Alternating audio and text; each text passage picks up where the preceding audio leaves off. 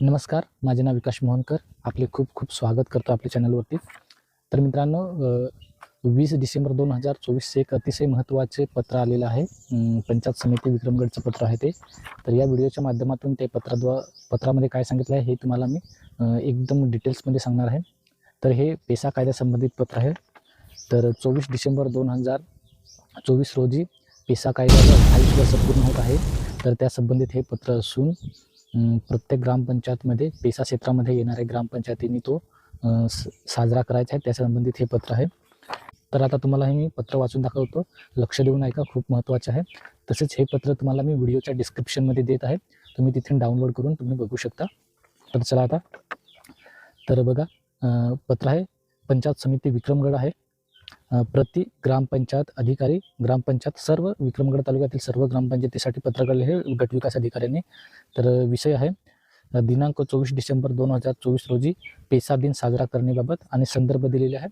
तर मित्रांनो, संदर्भ खूप महत्त्वाचा आहे, कारण की जरी विक्रमगड तालुक्यातील गट विकास अधिकाऱ्यांनी हे पत्र काढलं असेल तरी पण संदर्भ दिलेला आहे. त्याच्यामध्ये त्यांनी स्पष्ट नमूद केलेलं आहे की राज्य पेसा कक्ष पुणे ग्राम विकास व पंचायत राज विभाग यांच्याकडील पत्र जावक क्रमांक /पेसा/227/2024-25 दिनांक 19 डिसेंबर 2024 रोजीचं पत्र आहे. म्हणजे महाराष्ट्र सरकारने 19 डिसेंबर रोजी पंचायत समितीला पत्र दिलं आणि पंचायत समितीने 20 डिसेंबरला हे पत्र काढलेलं आहे.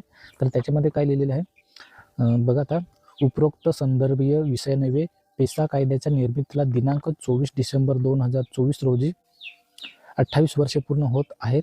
त्यामुळे संदर्भ क्रमांक 1 मधील अर्थ शासकीय पत्रान्वये पंचायत राज मंत्रालयाने हा दिवस पेसा दिन म्हणून साजरा करण्याबाबत निर्देशित केले आहे.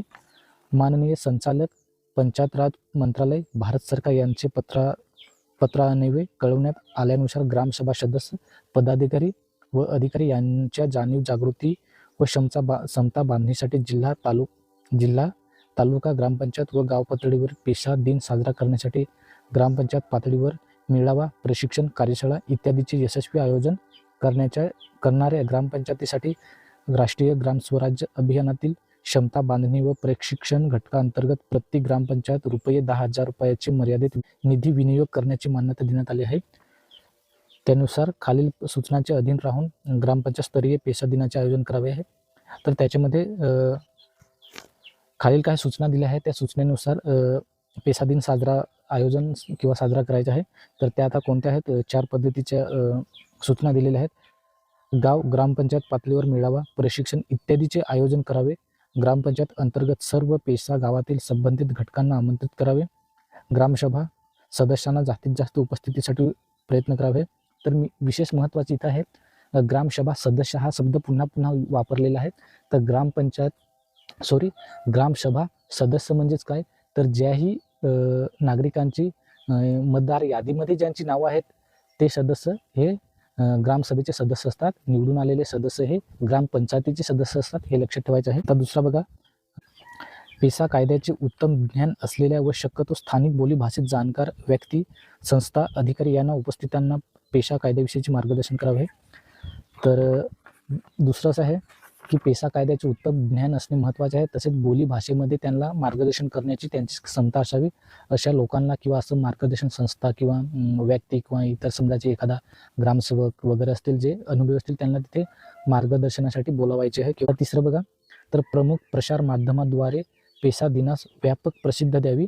आणि चौथा, उपक्रम पूर्ण झाल्यानंतर सदर उपक्रमांचे छायाचित्रांसह अहवाल या कार्यालयात सादर करावे. म्हणजे चौथ्यामध्ये असं नमूद केलेलं आहे की कार्यक्रम झाल्यानंतरचे व्हिडिओ, चित्र, फोटो वगैरे असतील ते, तर तो त्यांचा अहवाल आहे तो पंचायत समितीला सादर करायचा आहे. तर गटविकास अधिकारी पंचायत समिती विक्रमगड. तर मित्रांनो, संदर्भ 1 नुसार हे पत्र आहे ते संपूर्ण भारत देशातील पेसा गावांसाठी असलेला हा पेसा गावासाठी आहे. तर असं नाही की विक्रमगड तालुक्याने काढलेला म्हणजे तो मर्यादितच आहे, तसं नाही, पूर्ण महाराष्ट्र तसेच देशासाठी आहे. तसेच ही माहिती तुमच्या मित्रांपर्यंत शेअर करा, तुमच्या गावच्या ग्रुपवरती पाठवा, खूप महत्त्वाची माहिती आहे. तर आजच्या व्हिडिओमध्ये एवढंच. आपल्या चॅनलवरती जे नवीन असतील त्यांनी आपल्या चॅनलला सबस्क्राईब करून ठेवा.